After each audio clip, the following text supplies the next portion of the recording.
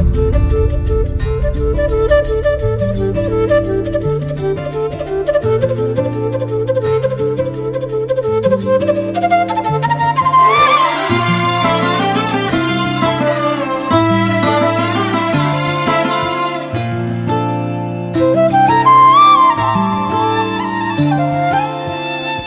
వాక్యాన్ని విందాం.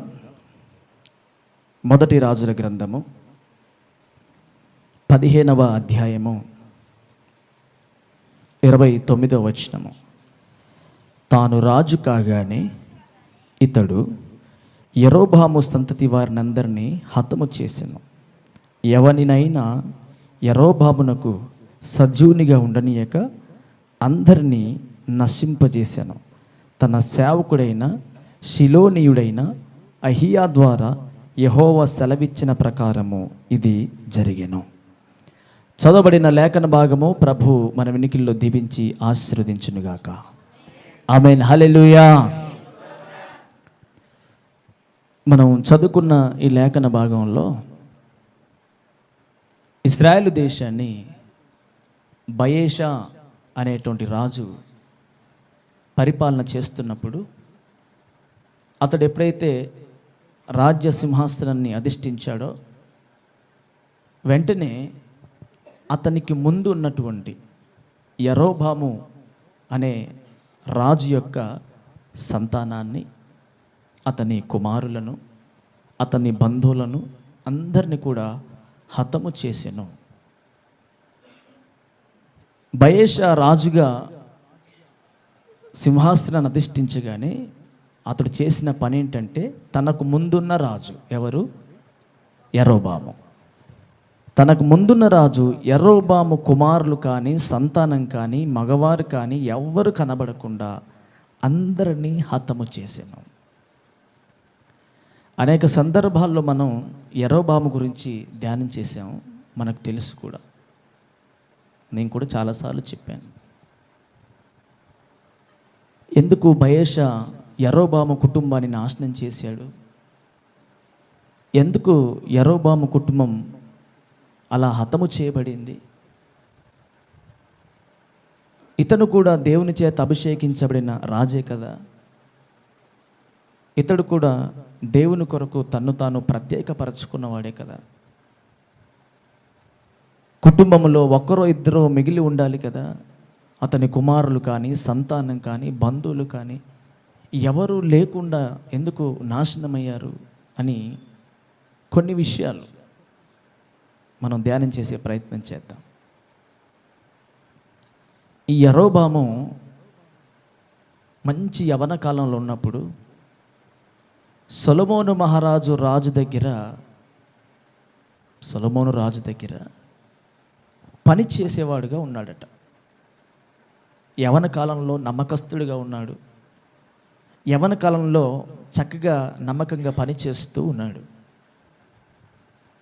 అతని పని, అతని ఆసక్తిని సొలొమోను గమనించి ఇతడు బాగా పని చేస్తున్నాడు అని అతని గోత్రానికి చెందిన పని మాత్రమే కాక యోసేపు గోత్రానికి చెందిన పని కూడా ఈ యరొబాముకి అప్పగించాడు సొలొమోను రాజు. అది యరొబాముకు నచ్చక, నా గోత్రపు పని అయితే నేను చేయగలను, యోసేపు గోత్రం పని నేనెందుకు చేస్తానని చెప్పి అక్కడి నుండి పారిపోతాడు. అక్కడి నుంచి పారిపోతూ ఉండగా షిలోహు అనే గ్రామంలో ఒక దేవుని సేవకుడు ఉన్నాడు. అతని పేరు అహియా. ఈ అహియా అనే దేవుని సేవకుడికి దేవుడు ప్రత్యక్షమై, అహియా, ఇజ్రాయెల్ దేశం నుండి ఒక యవనస్తుడు పారిపోతూ ఉన్నాడు, అతని పేరు యరొబాము. నువ్వు పరిగెట్టుకుంటూ వెళ్ళి అతన్ని కలుసుకొని అతని ఆసక్తిని నేను చూశాను, అతన్ని నేను కోరుకున్నాను. అతడు చాలా ఆసక్తి కలిగి ఉన్నాడు. అతడు నాకు సమీపంగా అప్పగించిన పనిలో నమ్మకంగా ఉన్నాడు. నువ్వు వెళ్ళి అతన్ని కలుసుకొని ఏమని చెప్పంటే, అతన్ని నేను ఇజ్రాయెల్ దేశం మీద రాజుగా నియమిస్తాను అని చెప్పు అంటాడు. అహియా షిలోము గ్రామంలో ఉన్నటువంటి అహియా అక్కడి నుంచి పరిగెట్టుకుంటూ వెళ్ళిపోతాడు. ఈ అహియా ప్రవక్త దేవుని సేవకుడు. యరొబాము ఏ రూట్లో వెళ్తున్నాడో ఎక్కడ వెళ్తున్నాడో అహియాకు తెలియకపోయినప్పటికీ దేవుని మాటకు లోబడి దేవుని మాట చొప్పున అలా పరిగెట్టుకుంటూ వెళ్తే ఒక పొలంలో యరొబామును కనుగొన్నాడు. ఎవరు కనుగొన్నారు? సేవకుడైన అహియా. ఎవరిని కనుగొన్నాడు? యరొబామును కనుగొన్నాడు. యరొబామును కనుగొని యరొబామును ఆపి, బాబు ఆగు అన్నాడు. అలా ఆగిన తర్వాత దేవుని సేవకుడు తన మీద వేసుకున్న ఒక అభిషేకపు వస్త్రాన్ని, ఒక నూతనమైన అభిషేకపు వస్త్రాన్ని ఇలా విప్పేసి దాన్ని 12 ముక్కలు చేసి దానిలో 10 ముక్కలు యరొబాము చేతికిచ్చి, ఇదిగో ఈ 12 ముక్కల్లో 10 ముక్కలు తీసుకో. ఇశ్రాయేలు దేశంలో 12 గోత్రాలు ఉన్నాయి. 12 గోత్రాల చొప్పున 12 ముక్కలు చేయబడింది ఈ అభిషేకపు వస్త్రము. వీటిలో 10 గోత్రాలు 10 ముక్కలు నువ్వు తీసుకో. ఈ 10 గోత్రాల పైన నిన్ను రాజుగా అభిషేకిస్తున్నాను అన్నాడు. ప్రియ దేవుని బిడ్డలారా, యరొబాముకి ఏమర్థమైందో తెలియదు. ఆ 10 ముక్కలు తీసుకొని, ఆ 10 వస్త్రపు ముక్కలు తీసుకొని, అభిషేకపు వస్త్రపు ముక్కలు తీసుకొని ఐగుప్తు దేశానికి వెళ్ళిపోతాడు.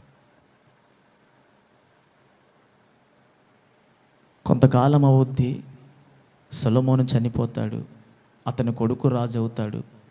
తిరిగి అతని కొడుకు కాలంలో యరొబాము తిరిగి వస్తాడు. సొలొమోను కొడుకుతో మాట్లాడుతాడు. ఇద్దరి మధ్య కూడా కాస్త వాదం జరుగుద్ది. అప్పుడు దేశం 2 ముక్కలు అవుద్ది. 10 గోత్రాల వారు ఒక పట్టు వచ్చారు. ఒక గోత్రం వారు, లేవి గోత్రం వారు ఒక పట్టు వచ్చారు. ఈ 10 గోత్రం ప్రజలు ఏం చేశారంటే, ఈ 10 గోత్రాల ప్రజలు యరొబామును వారిపైన రాజుగా నియమించుకున్నారు. అద్భుతమైన పరిపాలన జరుగుతుంది. యరొబామును రాజుగా అభిషేకించింది ఎవరు అంటే దేవుడు అభిషేకించాడు.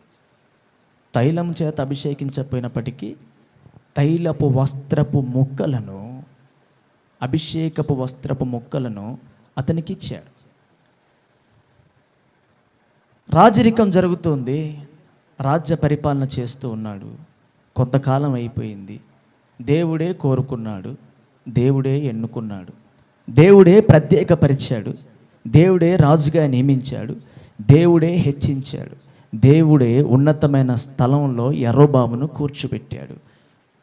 ఆ దేవుడే ఇప్పుడు యరొబాము కుటుంబాన్ని నాశనం చేశాడు.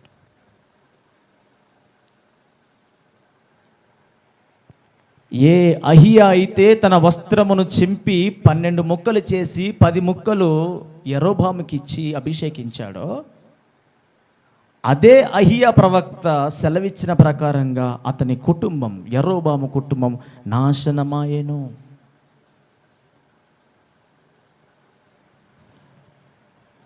ఏ సేవకుడైతే తన అభిషేక వస్త్రమును చింపుకొని, వస్త్రమును ముక్కలు చేసి అతన్ని ప్రత్యేకపరిచాడో, అదే దేవుని సేవకుడి ద్వారా సెలవిచ్చినట్లుగా యరొబాము కుటుంబము నాశనమాయెను.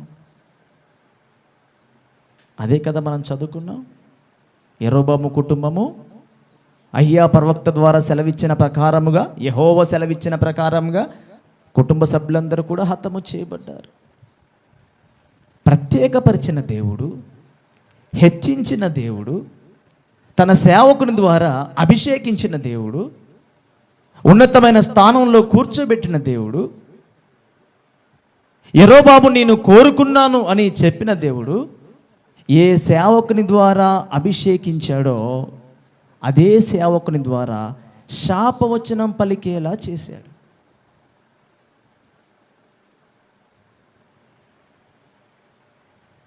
ఎందుకు యరొబాము కుటుంబంలోనికి ఈ శాపం వచ్చింది? ఈ శ్రమ ఎందుకు వచ్చింది యరొబాము కుటుంబంలోనికి? మొదటగా కోరుకున్నది దేవుడే కదా, ఏర్పరిచింది దేవుడే కదా. దేవుడికి యరొబాము అంటే ఎంత ప్రేమ అంటే, దేవుని సేవకుడు ఇగో ఈ పై వస్త్రాన్ని వేసుకొని వెళ్ళాడు కదా, అభిషేక వస్త్రాన్ని వేసుకొని వెళ్ళాడు కదా, ఈ పై వస్త్రాన్ని తీశాడు పొలంలో. ఇప్పుడు అతడు తన పట్టణంలోనికి ఎలా వెళ్తున్నాడు? వస్త్రము లేనివాడై వెళ్తున్నాడు.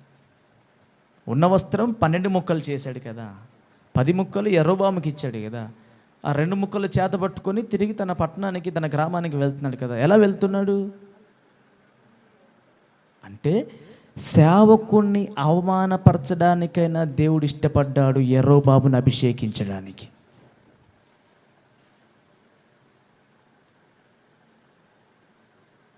సేవకునికి వస్త్రము లేకుండా ఉన్నా పర్వాలేదు, కానీ నేను కోరుకున్న వ్యక్తిని ప్రత్యేకపరచాలి అని దేవుడు యరొబాము పట్ల ఒక కృప కలిగి, ప్రేమ కలిగి అతన్ని ప్రత్యేకపరిచాడు.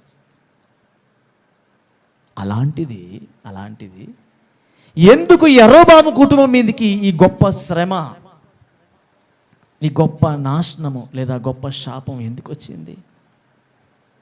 కోరుకున్న దేవుడు, ఏర్పాటు చేసుకున్న దేవుడు, అభిషేకించిన దేవుడు ఇలా ఎందుకు చేశాడు యరొబాము జీవితంలో? ఒక 3-4 విషయాలు మనం ధ్యానం చేయడానికి ప్రయత్నం చేద్దాం. రాజుగా పరిపాలన చేస్తున్నాడు. తన ఎండింగ్ టైం వచ్చింది. తన ఎండింగ్ టైం రాగానే అతని కొడుకు, యరొబాము కొడుకు జబ్బు చేసిందంట. అబియా ఆయన పేరు. దేవుని సేవకుడి పేరేమో అహియా. యరొబాము కొడుకు పేరేమో అబియా. జబ్బు చేస్తే తన భార్యని పిలిచాడంట, రాణిని. యరొబాము తన భార్యని పిలిచి, అమ్మా, అబియాకు జబ్బు చేసింది, వీడు బ్రతుకడో తెలియదు, ఇతడు బ్రతికితే రాజు అవుతాడు, మరి ఇతడు సజీవంగా ఉంటాడా చనిపోతాడో తెలియదు కనుక నీవు షిలోహు పట్టణానికి వెళ్ళు. షిలోహు గ్రామంలో ఒక సేవకుడు ఉన్నాడు, అహియా ఆయన పేరు. ఆయన ఎవరంటే, తన పై వస్త్రమును చింపి 12 ముక్కలు చేసి 10 ముక్కలు నా చేతిలో పెట్టి నన్ను రాజుగా అభిషేకించినటువంటి సేవకుడు ఉన్నాడు. ఆయన దగ్గరికి వెళ్ళి అయ్యా, నా కొడుకు కాయిలా పడి ఉన్నాడు, రోగంతో ఉన్నాడు, అతడు బ్రతుకుతాడా చనిపోతాడా అని అతన్ని అడిగి తెలుసుకొని రాపో అని అంటాడు. ఎప్పుడు జరిగింది ఇది? యరొబాము ఎండింగ్ టైంలో. యరొబామును అభిషేకించినప్పుడు చూశాడు అహియా ప్రవక్తను. తిరిగి యరొబాము ఎండింగ్ టైంలో మళ్ళీ అహియా ప్రవక్త దగ్గరికి వెళ్తున్నాడు. ఎందుకు యరొబాము జీవితం, కుటుంబంలోనికి శాపం వచ్చింది అనే విషయం మనం ధ్యానం చేస్తున్నాం. ఈ యరొబాము తాను రాజుగా అవ్వక మునుపు రాజుగా అభిషేకించిన అహియా ప్రవక్తను అప్పుడు చూశాడు. మళ్ళీ తన రాజు అయిపోయి రాజ్య పరిపాలన చేస్తూ తన ఎండింగ్ టైం వచ్చిన తర్వాత మళ్ళీ అప్పుడు అహియా దగ్గరికి పంపిస్తున్నాడు. అంటే యరొబాము జీవితంలో ఏం కనిపిస్తుంది అంటే, కృతజ్ఞత లేనివాడుగా యరొబాము ఉన్నాడు. ఏ సేవకుడు అభిషేకించాడో, ఏ సేవకుడు తన వస్త్రంను చింపుకొని అతన్ని ప్రతిష్ఠించాడో, ఏ సేవకుడు తన అవమానం కలగ చేసుకొని తన అభిషేకపు వస్త్రాన్ని తన కొరకు ఇచ్చాడో, ఆ సేవకుడిని మర్చిపోయి అప్పటికే కొన్ని సంవత్సరాలు అయిపోయింది. రాజు అవ్వడానికి ముందు కానీ, రాజు అయిన తర్వాత కానీ ఏ రోజు కూడా అహియాను దర్శించినట్లుగా, అహియా అనే సేవకుని దగ్గరికి యరొబాము వెళ్ళినట్లుగా మనకు బైబిల్లో లేదు. మేలు పొందుకునేంత వరకు, కృపను పొందుకునేంత వరకు, దేవుని దగ్గర నుంచి ఒక ప్రత్యేకతను పొందుకునేంత వరకు అహియాతో ఉన్నాడు. అహియా కూడా అభిషేకించాడు. ఒకసారి రాజు అయిన తర్వాత ఇక అహియాను మర్చిపోయాడు. అంటే యరొబాముకి ఏం లేదు, కృతజ్ఞత లేని హృదయం కలిగిన వారు.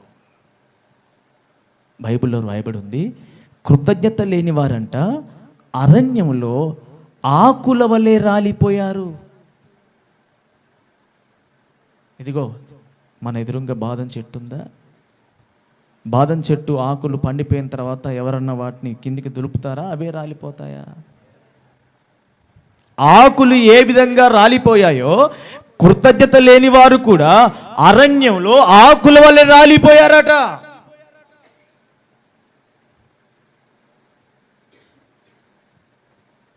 నేను ప్రత్యేకమైన కోణంలో మాట్లాడుతూ ఉన్నాను. యరొబాము కుటుంబంలోనికి ఎందుకు ఈ శ్రమ వచ్చిందంటే అతనికి కృతజ్ఞత లేదు. అవన్నీ మర్చిపోతాడు. ఇప్పుడు నేను ఎలా ఉన్నానో చూసుకుంటాడు. ఏ స్థితి నుంచి వచ్చానో, ఏ పరిస్థితి నుంచి వచ్చానో, దేవుడు ఎలా నడిపించుకుంటూ వచ్చాడో, నా కొరకు దేవుని సేవకుల ద్వారా దేవుడు ఎలాంటి కార్యాలు జరిగించుకుంటూ వచ్చాడో,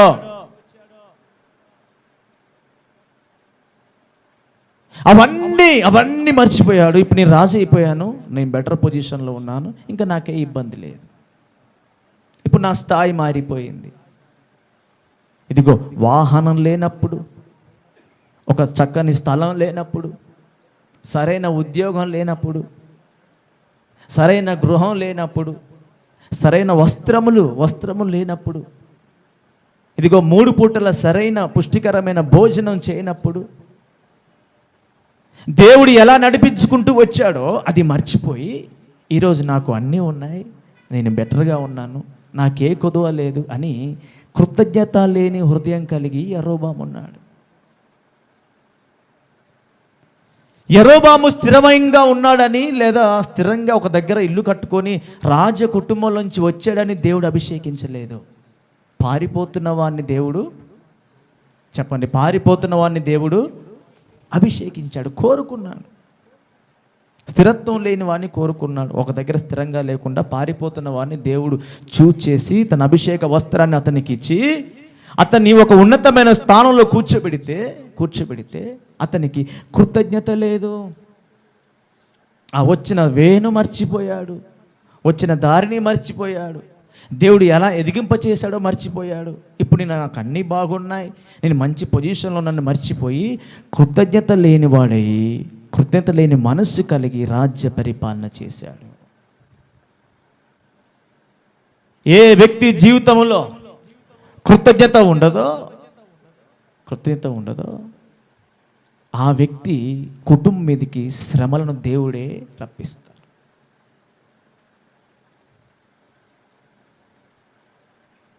రోడ్డు మించి వెళ్తుంటే ఎవరైనా లిఫ్ట్ ఇచ్చారనుకోండి, దిగిన తర్వాత ఏం చెప్తాం అంటే తెలుగులో అంతే కదా. మరి నీ లైఫ్ను టర్న్ చేసిన దేవునికి నువ్వు కృతజ్ఞత కలిగి ఉండొద్దా? అక్షరం ముక్క రాని నీకు ఈ స్థాయినిచ్చిన దేవునికి నువ్వేం చేస్తున్నావు? ఎంత కృతజ్ఞత హృదయం కలిగి ఉన్నావు? అభిషేకించిన వాడే, తన సేవకుని ద్వారా అభిషేకించిన వాడే అదే సేవకుని ద్వారా ఆ కుటుంబంలోనికి శ్రమలను ఎందుకు కలిగించాడు దేవుడు అంటే, యరొబాముకి ఏం లేదు, చెప్పండి, ఏం లేదు? కృతజ్ఞత హృదయము లేదు. బిడ్డలారా, దేవుడు మీ స్థితిని మార్చాడు, దేవుడు నీకు కృపనిచ్చాడు. నీవు విర్రవిగుతూ ఉంటే నీ హయాంలో తప్పిపోవచ్చు, తప్పుకుంటావేమో. యరొబాము హయాంలో శ్రమ కలగలేదు, యరొబాము చనిపోయిన తర్వాత శ్రమ కలిగింది కుటుంబానికి. ఈ స్థితి ఎలా కలిగింది? ఈ స్థానం ఎలా వచ్చింది? ఈ స్థానం కలగడానికి సేవకుడు తన వస్త్రమును ఎలా ముక్కలు చేశాడు?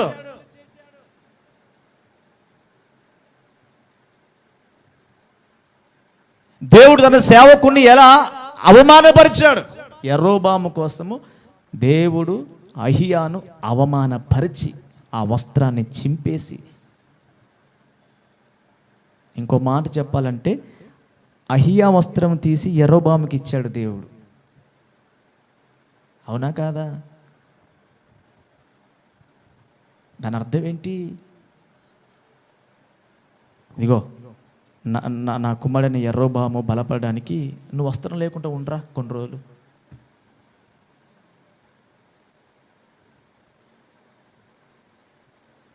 అందుకే హెబ్రీ పత్రికలో అంటాడు, మీ పైన నాయకుడిగా ఉన్నవాడు మీ ఆత్మల గురించి లెక్క ఒప్ప చెప్పవలసిన వాడి వలె మీ ఆత్మలను కాయుచున్నాడు. కొన్ని సందర్భాల్లో ఏం చేస్తాడంటే, వస్త్రం తీసి ఈరా పోనీలే, నువ్వు నా బ్యాచ్ కదా, పోనీలే, నువ్వు ఎప్పుడు నాతో ఉండేవాడు కదా, నీకు నేను స్వాస్థ్యం కదా, పోనీలే, నీ కడుపు కాల్చుకొని కొన్ని సందర్భాల్లో ఏం చేయాలకు ఆశీర్వాదం ఇవ్వు అంటాడు. యరొబాముకు ఉందా కృతజ్ఞత? ఏ వ్యక్తి కృతజ్ఞత హృదయం కలిగి ఉండడో ఆ వ్యక్తి కుటుంబంలోనికి శ్రమలను దేవుడే పంపిస్తాడు. యరొబాము కుటుంబం నాశనం అవడానికి మొదటి కారణం ఏంటంటే, అతడు తన స్థితిని వచ్చిన విధానాన్ని మర్చిపోయి కృతజ్ఞత హృదయం లేకుండా ఉన్న కారణాన అతని కుటుంబం మీదకి శాపం వచ్చింది. రెండో విషయాన్ని మనం గమనిస్తే, అతడు తన కుమారుడు కాయిలా పడ్డాడు, అనగా రోగం వచ్చింది, మంచం మీద ఉన్నాడు. అతని కుమారుడు బ్రతుకుతాడో బ్రతకడో అని తన భార్యకు చెప్పి అహియా ప్రవక్త దగ్గరికి పంపిస్తాడు. అహియా షిలోహ్లో ఉన్నాడు. వాస్తవానికి యరొబాము ఎండింగ్ టైం అని చెప్పాను కదా, అప్పటికి యరొబాము ఏం చేశాడంటే 2 బంగారు దూడలను చేసి బేతేలులో ఒక దూడ, దానులో ఒక దూడని పెట్టి, ఈ 2 బంగారు దూడలే మీకు దేవుళ్ళు అని చెప్పి, ఐగుప్తు దేశం నుంచి కానాను నడిపించిన వారు వీరే అని చెప్పి, ఆ 2 బంగారు దూడలకు ఒక మంచి స్థలాలు, మందిరాలు నిర్మించి, యాజకులను నియమించి, ధూపం వేస్తూ, బళ్ళు అర్పిస్తూ, అక్కడ లోక సంబంధమైనటువంటి ఆలోచన ప్రకారంగా అక్కడ ఆరాధన చేస్తూ ఉన్నాడు. తన కొడుకుకు జబ్బు రాగానే దేవుని సేవకుడైనటువంటి అహియా దగ్గరికి తన భార్యను పంపించాడు. అంటే యరొబాములో రెండవ విషయం ఏం కనబడుతుంది? ఒక చేత లోకం కావాలి, ఒక చేత దేవుడు కావాలి.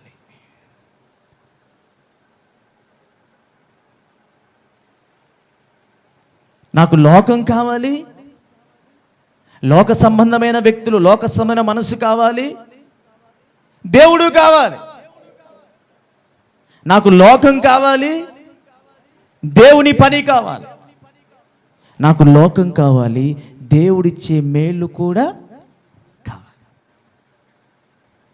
ద్విమనస్సు కలిగిన వాడు, 2 రకాల మనస్సు, ద్వంద్వ మనస్సు కలిగిన వాడు ఉంటే నువ్వు వెచ్చగానైనా ఉండు, లేదా చల్లగానైనా ఉండు. నులివెచ్చగా ఎందుకు ఉంటావు? నీవు వెచ్చగానైనా ఉండు, చల్లగానైనా ఉండు, నులివెచ్చగా ఎందుకు ఉంటావు? నులివెచ్చగా ఉన్నవాన్ని దేవుడు ఉమ్మేస్తాను అన్నాడు ప్రకటన గ్రంథంలో. నాకు దేవుడు కావాలి, దయ్యము కావాలంటాడు యరొబాము. నాకు దేవుని దగ్గర ఇచ్చేటువంటి కార్యాలు కావాలి, అట్ ద సేమ్ టైం లోకాన్ని నేను విడిచిపెట్టాను. నిన్ను ప్రతిష్ఠ చేసి ప్రత్యేకపరిచి సేవకుని వస్త్రాన్ని 10-12 ముక్కలు చేసి 10 ముక్కలు నీకు ఇచ్చింది ఒక చేత దయ్యాన్ని, ఒక చేత దేవుని పట్టుకోవడానికా?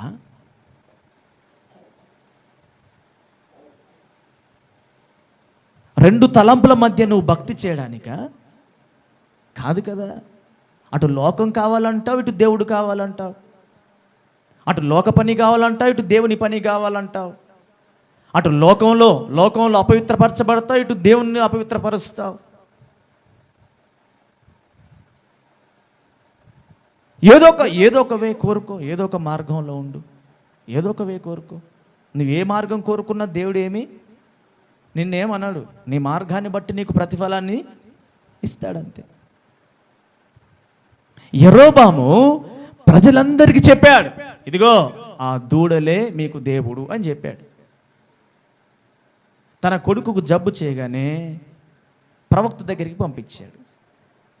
అంటే దేవుని దగ్గర నుంచి నా కొడుకు బాగా అవ్వాలి, అదే సమయంలో నేను దూడకు బలి అర్పించాలి, పూజ చేయాలి. ఏముంది ఆయన ఏమన్నా తిమోతిపాల పాస్టరా? దేవుడు ఆయన చూసి చూడనట్టుగా కళ్ళు మూసుకొని వెళ్ళిపోవడానికి నేను అనుకుంటున్నారా? నేను కాదు, దేవుడు ఆయన దేవుడు. ఒరే, నీ కోసం నా సేవకుని వస్త్రాన్ని ముక్కలు చేసి నీకు ఇచ్చాను, నీవేమో మర్చిపోయావు. కృతజ్ఞత హృదయం లేదు. సరికదా ఎట్లో గట్ట బతకనీలే, వాడికి వచ్చే తీసుకొస్తానులే ఎండింగ్ టైంలో అనుకుంటే ఏం చేస్తున్నావు? ఒక చేత లోకాన్ని పట్టుకుంటున్నావు, ఒక చేత నన్ను పట్టుకుంటున్నావు. రెండు రకాల మనస్సు కలిగిన వాడు, ద్వంద్వ మనస్సు కలిగిన వాడు, ద్విమనస్క హృదయము కలిగిన వాడు. అటు లోకము కావాలి, పాపము కావాలి, అటు లోకసమైన వ్యక్తులతో సహవాసాలు కావాలి, లోకంలో వాళ్ళతో కలిసి తిరగాలి, అదే సమయంలో దేవుని మందిరంలో దేవుని దగ్గర నుంచి మేలు కూడా కావాలి, రాజ్య పరిపాలన కావాలి. రెండు రకాల మనసు కలిగి ఉన్న కారణాన దేవుని శాపము యెరోబాము కుటుంబం మీదకి వచ్చింది. ఎన్ని విషయాలు అయ్యాయి? మొదటిది కృతజ్ఞత హృదయం లేదు, రెండోది రెండు రకాల మనసు కలిగిన వాడు, మూడోది మనం గమనించినట్లయితే తన కుమారునికి జబ్బు రాగానే తన భార్యని పిలిచి అన్నాడు, అమ్మా, షిలోహులో దేవుని సేవకుడు ఉన్నాడు, నువ్వు వెళ్ళి ఆయన కలిసి మన కొడుకు బ్రతుకుతాడో చచ్చిపోతాడో వెళ్ళి కనుక్కొని రాపోమ్మా అని పంపిస్తాడు. గిఫ్ట్ కూడా పంపిస్తాడు, ఒక రొట్టెలు. సేవకుని దగ్గరికి ఊరికినే వెళ్ళొద్దు కదా, రొట్టెలు అవన్నీ కూడా ఇచ్చి పంపిస్తాడు. చదువుదామా ఆ మాట. 14వ అధ్యాయం 1 రాజుల గ్రంథము 1వ వచనం. ఆ కాలమున యెరోబాము కుమారుడైన అబీయా కాయిలా పడగా యెరోబాము తన భార్యతో ఇట్లనెను, నీవు లేచి యెరోబాము భార్యవని తెలియబడకుండా మారువేషం వేసుకొని షిలోహునకు పొమ్ము, ఈ జనుల మీద నేను రాజు నగుదునని నాకు సమాచారం తెలియజెప్పిన ప్రవక్తయగు అహియా అక్కడ ఉన్నాడు. కాబట్టి నీవు 10 రొట్టెలను అప్పములను ఒక బుడ్డి తేనెయు చేత పట్టుకొని అతన్ని దర్శించుము, బిడ్డ ఏమగునో అతడు నీకు తెలియజేయనని చెప్పగా. ఎన్ని విషయాలు నేర్చుకున్నాం? మొదటిది కృతజ్ఞతా హృదయం లేదు యెరోబాముకి. రెండోది ఇతడు లోకం కావాలి, దేవుడు కావాలి, లోక పని కావాలి, దేవుని పని కావాలి, రెండు రకాల మనసు కలిగిన వాడు. మూడోది చూసినట్లయితే తన అవసరతలో మాత్రమే దేవుణ్ణి వెతికే స్వభావం కలిగిన వాడు. ఎందుకు అహియా దగ్గరికి పంపిస్తున్నాడు తన భార్యను అంటే తన అవసరం ఉంది. అప్పుడు అహియాతో అవసరం ఉంది, దేవునితో అవసరం ఉంది. అహియా అనగా దేవుని సేవకుడు. తన అవసరం ఏంటి? అవసరం, నా కొడుకు బ్రతకాలి, నా కొడుకు బ్రతుకుతాడో చనిపోతాడో నాకు తెలియాలి. కాబట్టి తన అవసరత ఉంది కాబట్టి తన అవసరతలో మాత్రమే దేవుని వెతికే స్వభావం కలిగిన వాడు. ఇతను ఏమంటారు? స్వార్థపరుడు, అవకాశవాది, అవసరానికి దేవుణ్ణి వాడుకునే స్వభావం.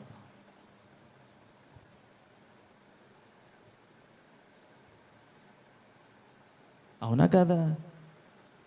20 ఏళ్ళ నుంచి లేనిది ఇప్పుడు దేవుని పైన ప్రేమ ఎందుకు వచ్చింది? అయ్యా ఎందుకు వచ్చింది? ఇప్పుడు కుమారుడు, నా అవసరం ఉంది, ఇప్పుడు నా అవసరానికి దేవుణ్ణి వాడుకుంటాను, నా అవసరానికి సేవకుణ్ణి వాడుకుంటాను.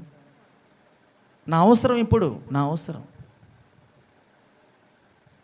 రాజు ఇన్ని సంవత్సరాలు అయింది కదా, ఏ రోజన్నా తెలియక కాదు, మళ్ళీ అంటాడు, ఇదిగో నన్ను రాజుగా ఉంటావని నియమించినటువంటి అయ్యా ప్రవక్త ఉన్నాడు. అంటే 20 ఏళ్ళైనా సరే ఇతనికి గుర్తుంది కానీ ఏం లేదు, కృతజ్ఞత లేదు. గుర్తుంటే ఉపయోగం ఏముంది?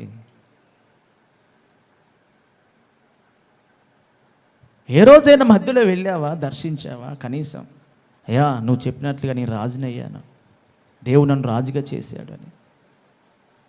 ఇప్పుడు ఎందుకు వెళుతున్నావు సేవకుడి దగ్గరికి, ప్రవక్త దగ్గరికి ఎందుకు వెళ్తున్నావు అంటే నా అవసరం ఉంది కాబట్టి.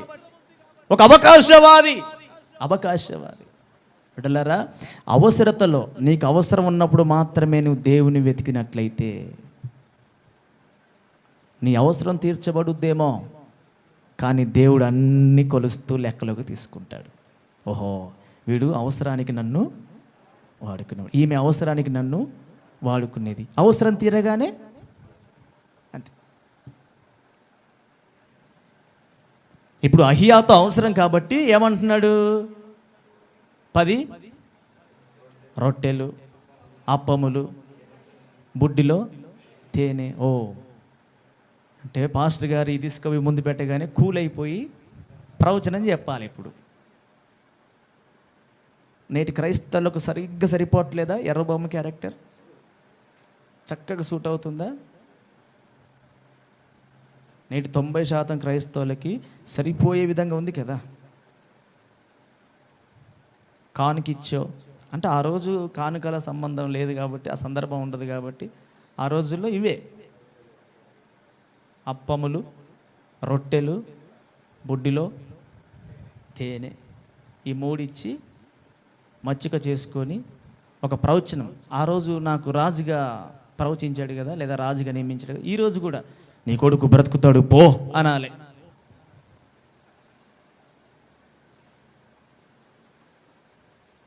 ఎందుకు యెరొబాము కుటుంబం మీదకి శాపం వచ్చింది అంటే అవసరతలో మాత్రమే, తన అక్కర కోసం మాత్రమే దేవుని దగ్గరికి వెళ్తాడు. తన కోసం దేవుణ్ణి వాడుకుంటాడు, సేవకుణ్ణి వాడుకుంటాడు.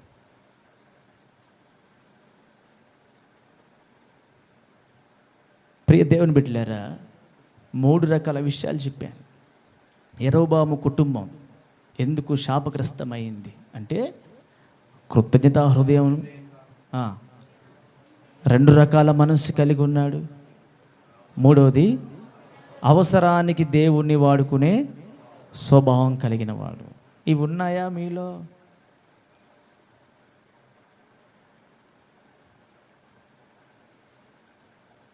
ఇవి ఉన్నాయా?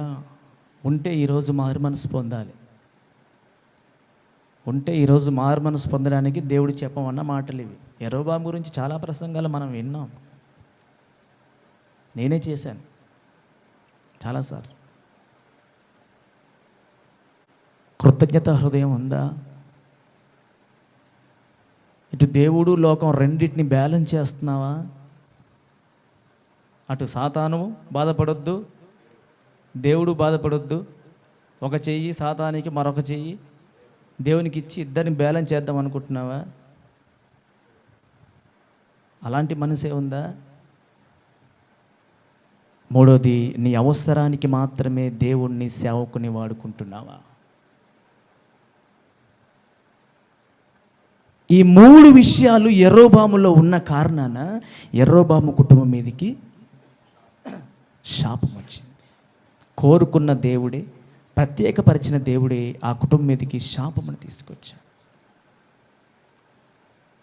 సరే, ఈ 3 విషయాలు మనం చూసాము. ఈ యెరొబాము సేవకుడి దగ్గరికి తన భార్యను పంపిస్తూ చెప్తాడు, అమ్మా నీవు యెరొబాము భార్యవని తెలవద్దు, నువ్వు యెరొబాము భార్యవని తెలవద్దు. యెరొబాము భార్యవని తెలవకుండా ఉండునట్లుగా నువ్వేం చేయంటే మారువేషం వేసుకొని వెళ్ళు పాస్టర్ గారి దగ్గరికి. ఏ వేషము? మారువేషం వేసుకొని వెళ్ళు. ఎందుకు మారువేషం వేసుకొని వెళ్ళమని చెప్పాడు? పాస్టర్ గారికి కళ్ళు కనబడట్లే అప్పటికే. అయ్యా ప్రవక్త వృద్ధాప్యంలోకి వచ్చాడు, కళ్ళు కనబడట్లే, కళ్ళు మందమయ్యాయి, ముసలివాడైపోయాడు, ఇంటి పట్టున ఉన్నాడు. ప్రవక్త ఉన్నాడా చనిపోయాడా అనే సమాచారం ఇతనికి తెలుసు. కాబట్టి మారు వేషం వేసుకుని వెళ్ళి పాస్టర్ గారి దగ్గరికి వెళ్ళు, యరొబాము భార్య అని చెప్పకు, అయ్యా నేను పలాని ప్రాంతం నుంచి వచ్చాను, నా కొడుకు బ్రతుకుతాడా చచ్చిపోతాడని అడుగు అని వేషం వేసుకుని వెళ్ళు దేవుని దగ్గరికి. నీ రూపం కనపడొద్దు. ఎలా వెళ్ళు అంటే వేషం వేసుకొని వెళ్ళు. వేషం వేసుకొని వెళ్ళడం అంటే ఎట్లా?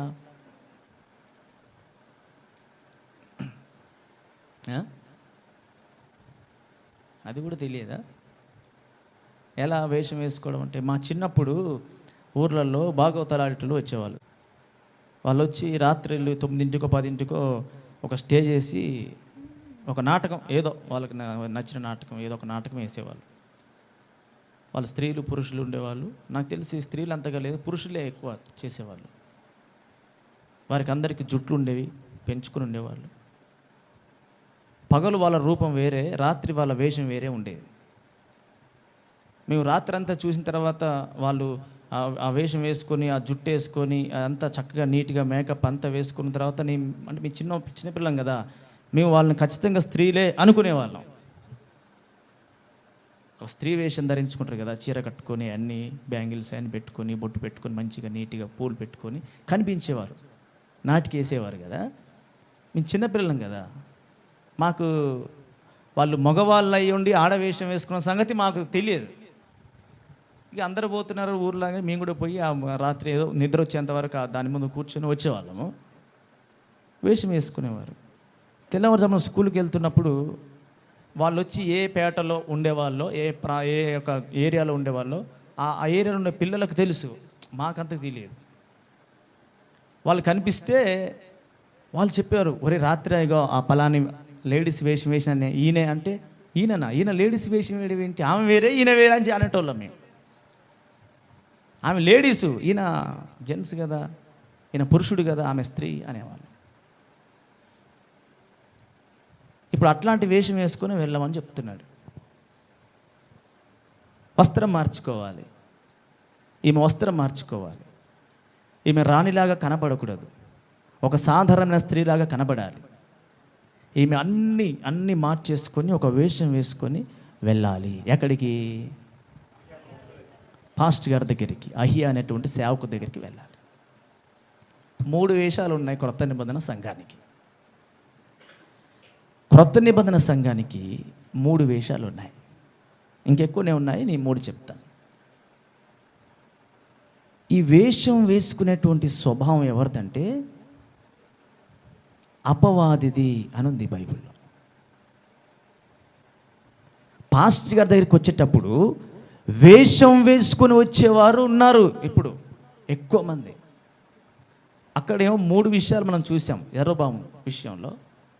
ఇక్కడ వేషంలో 3 విషయాలు మనం చూస్తాం. వివరించడానికి చాలా సమయం అవుద్ది. ఇంకా 3 విషయాలు ఉన్నాయి, నేను రెఫరెన్స్ చూపించి కాస్త అలా టచ్ చేసి వెళ్తాను.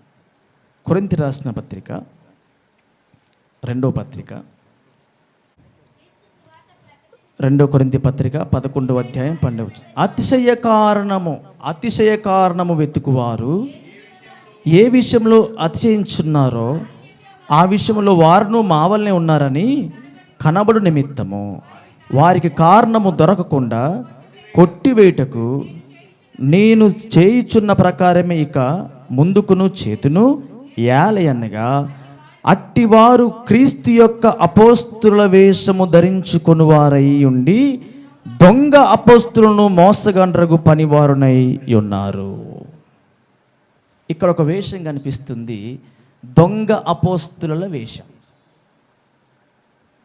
ఏ వేషం ఇది? దొంగ అపోస్తుల వేషం. అంటే వీరు అపోస్తులు కాకపోయినా, వీరు పిలుపు లేకపోయినా, వీరు సేవకులు కాకపోయినా సేవకులలాగా వేషం వేసుకొని చలామణి అవుతున్నవారు. నేను 3 వేషాల గురించి మాట్లాడుతాను. ఇది సేవకుల గురించినటువంటి మాట. వాస్తవానికి వీరికి పిలుపు లేదు, సమర్పణ లేదు, వీరు ప్రత్యేకించుకోలేదు. ఎలాగో ఓలాగు సేవకు వచ్చేసారు, వచ్చి ఇప్పుడు దొంగ వేషం వేసుకున్నారు. వీళ్ళు ఏమంటారంటే దొంగ అపోస్తల వేషం వేసుకున్నారు.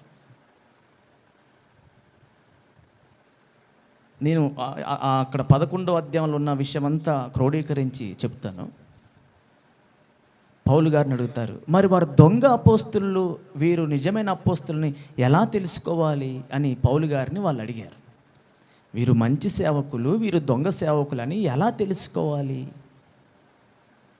అని పౌలు గారిని అడిగితే పౌలు గారు అన్నాడు, నేను నిజమైన అపోస్తులను కాబట్టి ఏ రోజైనా మీ యొద్ద జీతము నేను అడగలేదు. వినాలి, ఏం అడగలేదు? మీరు ఇంటికి వెళ్ళాక చదవండి 11వ అధ్యాయం అంతా. అర్థం కాదు, 4-5 సార్లు చదివితే అర్థమవుతుంది. చాలా మంచి భాష ఉంటుంది కాబట్టి అర్థం కాదు. కాస్త కఠినంగా లేదా అర్థం కాని విధంగా ఉంటాయి వర్డ్స్, పదాలు. ఒక 4-5 సార్లు రిపీటెడ్గా చదివితే అర్థమవుతుంది. మంచి సేవకుడు దొంగ సేవకుడని ఎలా చెప్పగలమంటే, ఒక మంచి సేవకుడు విశ్వాసుల దగ్గర జీతమును అడగడు. నేను మీ మధ్య పరిచర్య చేస్తున్నాను కదా, మీరు నాకు సహాయం చేయండి అని అడగడు. ఇక మన భాషలో చెప్పాలంటే, ఒక మంచి అపోస్తలుడు టీవీలో కానీ యూట్యూబ్లో కానీ తన అకౌంట్ నెంబర్ వేయడు స్క్రోలింగ్లో.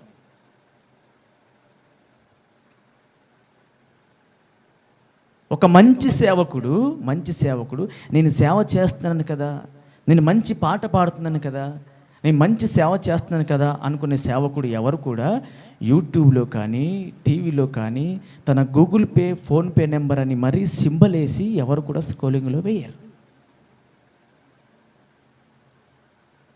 ఎప్పుడైనా ఓపెన్ చేసి చూడండి, యూట్యూబ్లలో లేదా రకరకాల క్రైస్తవ ఛానళ్ళలో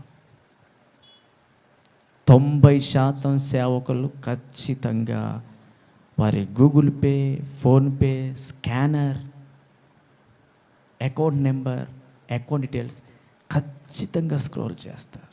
సాతాను దొంగ అపోస్తల వేషం ధరించుకొని సేవకుల ద్వారా, చాలామంది సేవకుల ద్వారా విశ్వాసులను గలిబిలి చేస్తున్నాడు, వాళ్ళ స్వాస్థ్యాన్ని లాగేస్తున్నాడు. మొదటి వేషము దొంగ అపోస్తల వేషం. కింద 2వ వేషం చదువుదాం. ఇది ఆశ్చర్యము కాదు, సాతాను తానే వెలుగుదూత వేషము ధరించుకొనుచున్నాడు.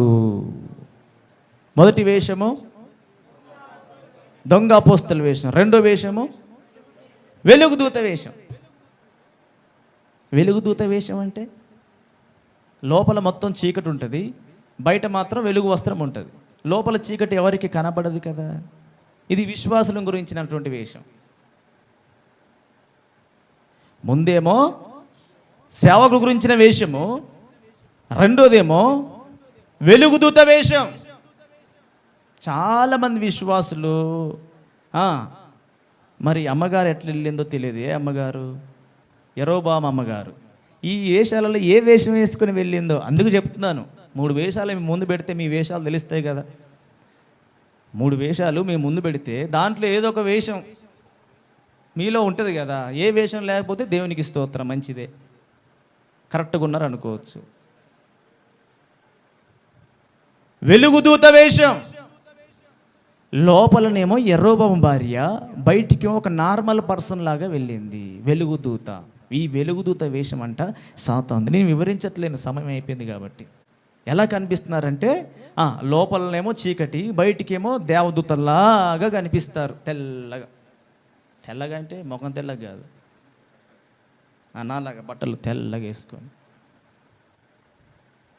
ఒక వేషం ధరించుకొని వస్తారు సేవకుల దగ్గరికి, మందిరానికి. వేషం. నువ్వు ఇంటి దగ్గర ఎలా ఉంటావో, లోకంలో ఎలా ఉంటావో, సేవకుల దగ్గర లేదా సన్నిధికి వచ్చినప్పుడు ఎలా, ఒక వేషం. మంచి భక్తుడులాగా వేషము, మంచి భక్తిపరులాగా వేషము. నా అంత భక్తిపరురాలు లేదు అనేటువంటి వేషము. దీన్ని వెలుగుదూత వేషం అన్నాడు పౌలు గారు. 1 సేవకుల గురించి అయిపోయింది, 2 విశ్వాసం జరిపోయింది, 3వది పరిచారకుల గురించి ఒక వేషం ఉంది. కింది వచనం, గనుక వాని పరిచారకులను నీతి పరిచారకులన్న వేషము ధరించుకొనుట గొప్ప సంగతి కాదు. ఇప్పుడు ఎవరి గురించి వచ్చింది? పరిచర్య చేసే పరిచారకులు వీళ్ళు కూడా నీతి వేషం ధరించుకొని పరిచర్య చేస్తారట. నేను రెఫరెన్స్ చూపించకుండా చెప్దాం అనుకున్నా, ఇంటికి వెళ్ళాక పాస్టర్ గారు చెప్తున్నాడు మా గురించి అనుకుంటారు మళ్ళీ, అందుకనే రెఫరెన్స్ కోట్ చేస్తుంది ఇక్కడ. సేవకులు, దేవుని బిడ్డలు, పరిచర్య చేసే పరిచారకులు. పరిచర్య చేసేవాళ్ళు నీతి వేషము, నీతి పరిచారకులము మేము అనే వేషం ధరించుకుంటా గొప్ప సంగతి కాదు. ఈ మూడు చేసేది ఒకడే. ఎవరు? సాతాను. పాస్టర్లో దూరింది వీడే, విశ్వాసంలో దూరింది వీడే, పరిచారకులో దూరింది వీడే. కాకపోతే వేషం మార్చిండు అంతే. పాస్టర్కేమో దొంగ అపోస్తున్న వేషం వేశాడు, విశ్వాసులకేమో వెలుగుదూత అనే వేషం వేశాడు, పరిచారకులకేమో నీతి పరిచయం వేషం వేశాడు. ముగ్గురికి 3 వస్త్రాలు వేశాడు, మంచిగా కూర్చున్నాడు బయట. వాళ్ళు లోపలికి రానికి లేదు కదా, దేవుని సన్నిధికి రానికి లేదు కదా. ఏం చేస్తాడు? ఆయన బ్యాచ్ని తయారు చేసి పంపిస్తాడు లోపలికి. వాడి బ్యాచ్ని తయారు చేసి ఒక దొంగ సేవకుని తీసుకొని, నువ్వు దొంగ సేవకులాగా ఉండొద్దురా, నువ్వు అపోస్తులాగా ఉండాలి, అపోస్తుల వస్త్రం ధరించుకొని పో అని పంపిస్తాడు. విశ్వాసులు ఏం చేస్తారంటే, నువ్వు ఇంటి దగ్గర ఎన్నో చీకటి పనులు చేసినావు, అట్లా కాదు, నువ్వు వెలుగు ధరించుకొని పో, వెలుగుదూత వేషం వేసుకొని వెళ్ళు. పాస్టర్గా చూడగానే అబ్బా ఈమె చాలా వెలుగుదూత అనుకోవాలి, ఈమె మంచి వెలుగుతున్న వ్యక్తి అనుకోవాలి అని ఆ బ్యాచ్ని పంపిస్తాడు. పరిచర్య చేసే వాళ్ళని చేస్తారంటే, నీలాగా పరిచర్య ఎవరు చేయట్లేరు కాబట్టి నువ్వు నీతి పరిచారకుడవు అనే వేషం వేసుకొని పో. ఏ పరిచారకుడు అంట? నీతి పరిచారకుడు, అనీతి పరిచారకుడు ఉంటాడా? ఏమో, ఉంటాడు కాబట్టి చెప్పాడు. నీతి పరిచారకుడు అని వేషం వేసుకొని వెళ్ళు, నీలాగా పరిచర్య, నీలాగా నీతిగా పరిచర్య చేసేవాళ్ళు ఎవరు లేరని అందరూ గమనించాలి. పాస్టర్ గారు కూడా గుర్తుపట్టకుండా ఈ వేషం వేసుకొని వెళ్ళు. ఎన్ని వేషాలు ఉన్నాయి? 3 వేషాలు. యరొబాములో ఎన్ని విషయాలు ఉన్నాయి? 3 విషయాలు. ఈ అమ్మగారు ఎన్ని వేషాలు? ఈ 3 వేషాల్లో ఏ వేషం వేసుకొని వెళ్ళిందో? దొంగ అపోస్తున్న వేషం వేసుకుందా? పౌలు గారు అంటాడు మాయావేషం అంటాడు. అది 4వ వేషం. ఏ వేషం అంట? మాయావేషం ఉందంట. మాయావేషం గురించి వివరించవచ్చు, సమయం లేదు. 3 వేషాలు మేము ముందు పెట్టాను. ఈ 3 వేషాల్లో ఏ వేషం వేసుకుని పోయింది తెలియదు, కానీ ఈమె లోపలికి ఎంటర్ అవుతుండగానే, ఈమె ఇంకా రాలేదు, అహియా వృద్ధుడు, కళ్ళు కనిపించట్లేదు. దేవుడు చెప్పాడు, అహియా యరొబాము భార్య వేషం వేసుకొని దగ్గరికి వస్తుంది అని చెప్పాడు. ఎవరు? దేవుడు చెప్పాడు. వేషం వేసుకుని దగ్గరికి వస్తుంది, నీ దగ్గరికి వచ్చిన దగ్గర విచారణ చేయడానికి వస్తుంది, కాబట్టి ఆమె వచ్చిన తర్వాత నేను చెప్పమన్న మాటలు చెప్పు ఆమెతో అన్నాడు. సరే ప్రభువా. దేవుడు కొన్ని విషయాలు చెప్పాడు. ఆ విషయాలు చెప్పి ముగించగానే అమ్మగారు గల్లు గల్లాన్ని శబ్దాలు చేసుకుంటూ గుమ్మంలోకి వచ్చింది. యరొబాము భార్య లోపలికి రా అన్నాడు. కళ్ళు లేవు, కనబడట్లేవు, గుడ్డోడు. పాస్టర్ గారు గుడ్డోడు కదా అని వేషం వేసుకొని వెళ్ళింది. గుడ్డోని ఎట్లయినా నమ్మించవచ్చులే అని. పాస్టర్ గారు గుడ్డోడు కానీ ఆయన కాదుగా. పాస్టర్ గారు గుడ్డోడే, ఆయన కాదు కదా. పాస్టర్ గారు కళ్ళు లేవు అనుకోండి, కాసేపు పాస్టర్ గారిని ఇంటికి వచ్చి కళ్ళతో చూడలేడు అనుకోండి, ఆయన కాదు కదా గుడ్డోడు, దేవుడు కాదు కదా, దేవుడు కాదు కదా. పాస్టర్ గారు గుడ్డోడు కాబట్టి నేను వెళ్ళిపోయి ఆయన నా పని ముగించుకొని వేషం వేసుకున్నాను, ముగించుకొని వస్తాను, పాస్టర్ గారు నమ్మేస్తాడు నేను చెప్పిన అనుకుంది. ఆయన చెప్పాడు, యరొబాము భార్య లోపలికి రా, ఎందుకోసం నీ వస్తున్నావో తెలుసు, దేవుడు సెలవిచ్చినదేమనగా ఎక్కడో ఉన్న నీ భర్తను కోరుకొని చూచేసి దేవుడు ప్రత్యేకపరిచి ప్రతిష్ఠ చేసి రాజుగా నియమించి అతనికి ఒక స్వాస్థ్యాన్ని ఇస్తానని ఉన్నతమైన స్థానాన్ని అప్పగిస్తే నీ భర్త కృతజ్ఞత హృదయం లేనివాడిగా, 2 రకాల మనసు కలిగి, అవసరానికి మాత్రం నన్ను వాడుకునేవాడుగా ఉండి నీతో వేషం వేయించి దగ్గరికి పంపించాడే. దేవుడు సెలవిచ్చేదేమనగా నీ సంతానంలో ఒక్కరు కూడా ఉండకుండా దేవుడు నాశనం చేస్తాడు. నీ కొడుకున్నాడే అబియా కోసం వచ్చావు కదా, నీవు ఇక్కడి నుంచి బయలుదేరి నీ పాదాలు నా గుమ్మంలో ఎట్లా అడుగు పెట్టాయో అలాగే నీ ఊర్లో గుమ్మంలో అడుగు పెట్టగానే నీ కొడుకు అక్కడే చనిపోతాడు.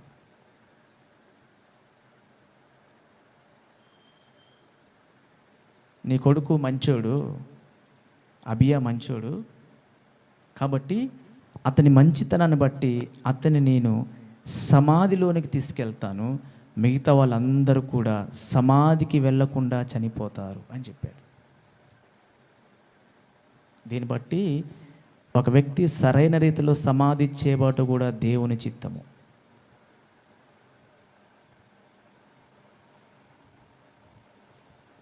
ఈ మధ్యాహ్నకాల సమయమున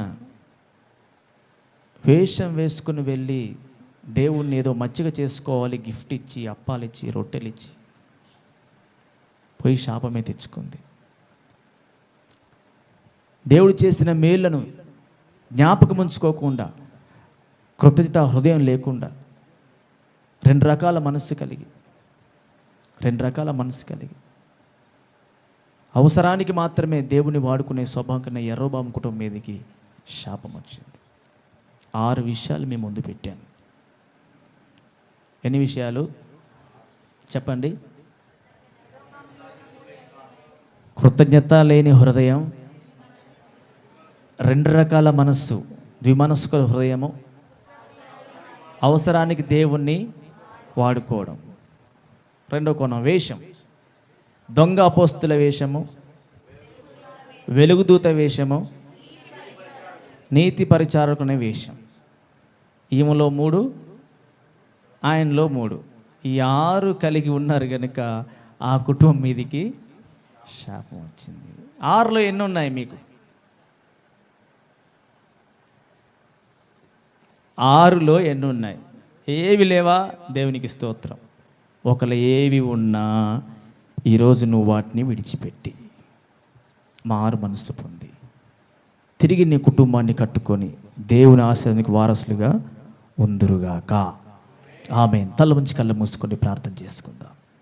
చివరి ప్రార్థన ఆశీర్వాదంతో ఆరాధన ముగించుకుందాం. వాక్యం కొరకు, అర్పణల కొరకు పాస్టర్ క్లుప్తంగా ప్రార్థిస్తుండగా అందరూ కూడా ఏకీభవిద్దాం.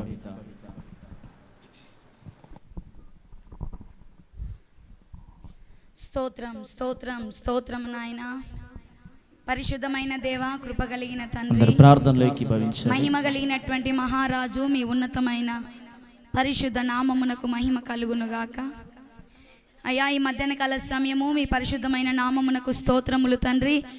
ఈ పునరుత్థానపు ఆరాధన మీకు మహిమార్థంగా సంఘమైన మాకు దీవెనకరంగా జరిగించి ఉన్నందుకై స్తోత్రములు తెలియపరుస్తున్నాం. ఉదయకాలము మొదలుకొని మధ్యాహ్న కాల సమయము వరకు కూడా మీ ఉన్నతమైన కృపను ప్రభువా మాతో కూడా ఉంచినందుకు వందనములు. పాటల ద్వారా, స్తుతుల ద్వారా మహిమను పొందుకొని చక్కని ఉపదేశము ద్వారా నాయన సార్వత్రిక సంఘం మీరు అక్కడ కొరకు సిద్ధపరచబడినట్లు, సంఘము క్షేమాభివృద్ధి నొందునట్లుగా చక్కని మాటలు మాకు వెలువరిచారు. మీ నామమునకు స్తుతి కలుగునుగాక.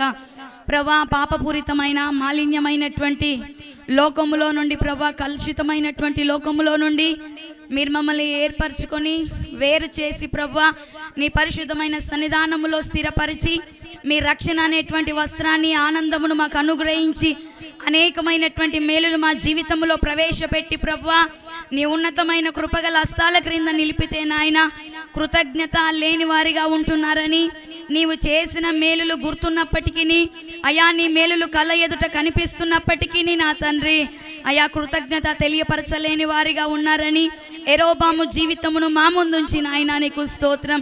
మీరు మాతో తేటగా మాట్లాడిన విధమును బట్టి వందనములు. అయా నీకు స్తుతి కలుగునుగాక. కృతజ్ఞత లేని వారు పండుటాకుల వలె అరణ్యములో రాలిపోయారని ప్రభువా అయా మోషే కాలంలో నీ లేఖనము సెలవిస్తున్నది. దేవానికి స్తుతి కలుగునుగాక. మీరు చేసిన కార్యములను బట్టి మేము అనుభవిస్తున్నటువంటి కృపతో కూడినటువంటి ఘనకార్యములను బట్టి నాయన ఎల్లవేళలా మీకు కృతజ్ఞులమై ప్రభువా కృతజ్ఞత మనస్సును కనుపరుస్తూ కృతజ్ఞతలు మీకు తెలియపరుస్తూ ప్రభువా నీ సముఖములో మేము స్థిరులమై ఉండునట్లుగా సహాయమును దయచేయండి. కృపగల దేవానికి వందనాలు నాయన. యెరోబామును మా ముందుంచి కృతజ్ఞత లేనివాడిగా ఉన్నాడని దేవా ద్విమనస్కుగా ఉన్నాడని ప్రభువా 2 తలంపుల మధ్యలో జీవించే వ్యక్తిగా ఉన్నాడని నాయన కృపగలిగిన తండ్రి నీకు స్తోత్రం. అవసరతలోనే నిన్ను వెదికే వ్యక్తిగా ఉన్నాడని అయ్యా నీకు వందనాలు ప్రభువా. మీరు మాతో మాట్లాడుతున్నారు. సార్వత్రిక సంఘముగా సిద్ధపడుతున్న మేము కూడా ప్రభువా కృతజ్ఞత మనస్సు లేని వారిగా తండ్రి నీకు వందనాలు 2 తలంపుల మధ్య జీవించే మనస్సును కలిగి మేము ఉన్నట్లయితే దయతో మమ్మల్ని మన్నించుమని వేడుకొనుచున్నాము ప్రభువా. మీరు ఊరికేనే మాట్లాడరు నాయన. ఇక్కడున్న మాతోనే మీరు స్పష్టంగా మాట్లాడి ఉన్నారు కనుక మా యొక్క మనస్సును మార్చుకోవడానికి మా బుద్ధిని మార్చుకోవడానికి సహాయమును అందించుమని వేడుకుంటున్నాం. కృపా కనికరములు కలిగిన దేవానికి వందనములు నాయన. అయ్యా నీకు స్తుతి కలుగునుగాక. అవసరతలోనే ప్రభువా అయ్యా నీకు వందనాలు. అవసరం ఉన్నప్పుడే, శ్రమ కలిగినప్పుడే, బాధ కలిగినప్పుడే యేసయ్యా నీకు వందనాలు. నీ సన్నిధికి నీ వెతికే వారిగా ఉండకుండానట్లు సహాయం చేయండి. అవసరతలో మాత్రం వెతికితే నీవు దొరకవు ప్రభువా. అవసరత ఉన్నప్పుడే నాయనా నీ ఆశీర్వాదము కొరకు ప్రార్థిస్తే అట్టి ఆశీర్వాదమును మేము పొందజాలము గనుక అన్ని వేళలో మీకు సమీపస్తులమై, అన్ని వేళలో మిమ్మల్ని వెతికేడి వారిమై, నీ సహవాసానికి వచ్చేడి వారిమై ప్రభువా నీకు వందనాలు. మయా నీ యొక్క సంఘముగా మేము ఉండుటకు సహాయము చేయండి. నీ మాటలు వింటున్న మేము ఉండునట్లుగా సహాయమును అందించండి. అయ్యా నీకు వందనాలు. ఈ 3 లక్షణాలు ప్రభువా యెరోబాములో ఉన్న కారణాన నా తండ్రి గొప్ప శాపమును తెచ్చుకున్నాడు నా తండ్రి నీకు వందనాలు. ఇదిగో ప్రభువా మేము నాయన మారు మనసు లేకుండా, కృతజ్ఞత మనస్సు లేకుండా ప్రభువా అయ్యా నీకు వందనాలు 2 తలంపుల మనస్సును కలిగి నాయన అవసరతలో మాత్రమే నేను వెదికే మనస్సును కలిగి ఉన్నట్లయితే మేము ప్రయాణిస్తున్నటువంటి ఆ మార్గములో నాయన శాపమున్నదని మీరు తెలియపరుస్తున్నారు, శ్రమ ఉన్నదని మీరు తెలియపరుస్తున్నారు. అయ్యా నీకు స్తోత్రం. మా క్రియలను బట్టి నాయన అట్టి శ్రమలోనికి శాపములోనికి వెళ్ళక మునిపే అయ్యా పరిశుద్ధాత్మ దేవని వాక్కు ద్వారా సేవకుల ముఖాంతరముగా నీవు మాతో మాట్లాడి మమ్మల్ని దర్శించావు గనుక సరి చేసుకునే మనస్సును మాకు దయచేయండి. సరిదిద్దుకునే మంచి మనస్సును ఇవ్వండి ప్రభా. వాక్కులో ఉన్న సారమును అనుభవించుటకు సహాయమును దయచేయండి అయ్యా. ఇంకా 2వదిగా నా తండ్రి అయ్యా నీకు స్తుతి కలుగునుగాక. వేషధారుల వేషమును నువ్వు చూచే దేవుడవు ప్రభువా అయ్యా నీకు వందనాలు నాయన. అంతర్యమున నువ్వు భక్తిని కోరే దేవుడవు, అంతరంగములో నుండి శక్తి కలిగిన ఆరాధనను కోరుకునే దేవుడవు అయ్యా నీకు స్తుతి కలుగునుగాక. ఈ దినమున ప్రభా 3 వేషములను గురించి మీరు మాతో మాట్లాడుతున్నారు ప్రభువా నీకు స్తోత్రం. దొంగ అపోస్తులుల అయ్యా వేషము అని సెలవిస్తున్నావు. అట్టివారు జీతము కొరకు ఆశిస్తారని, అట్టివారు ధనము కొరకే పని చేస్తారని ప్రభువా ధనమే వారికి సర్వముగా ఉంటుందని ప్రభు నీకు వందనాలు. నీవు మాట్లాడుతున్నారు తండ్రి నీకు స్తోత్రం. ఒకవేళ దేవా సంఘముగా ఉంటున్నటువంటి మేము, నీ వాక్యం వింటున్నటువంటి మేము, విన్నటువంటి మేము ప్రభువా ఇది వరకు నా తండ్రి మొదటి ప్రాధాన్యత నీకు ఇవ్వాల్సి ఉండగా ప్రభువా నేను ప్రక్కన పెట్టి ధనమునే ప్రభు మా తల మీద పెట్టుకున్న వారిగా ఉన్నట్లయితే, మా మనసులో పెట్టుకున్న వారిగా ఉన్నట్లయితే, ధనమునే కేంద్రంగా చేసుకున్నట్లయితే ప్రభువా దయతో మన్నించండి నాయన. ఒకరిని హెచ్చించుట, ఒకరిని తగ్గించుట యెహోవావైనా మీ వశమే కదా ప్రభువా నీకు వందనములు నాయన.